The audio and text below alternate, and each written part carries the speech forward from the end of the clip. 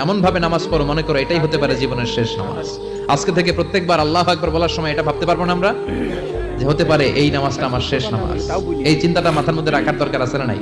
সাহাবারা যখন মরুভূমিতে নামাজ পড়তে দাঁড়াতেন, আকাশের পাখিগুলো এসে সাহাবাদের মাথার মধ্যে বসে যেত। মরুভূমির পাখিগুলো মনে করতে এগুলো খেজুর গাছ। কি মনে করে বসতো? কথা বলে না, জোরে কন। আছে এলাকা আছে খেজুরের রস হয়? হ্যাঁ হইছে, খাইছেন?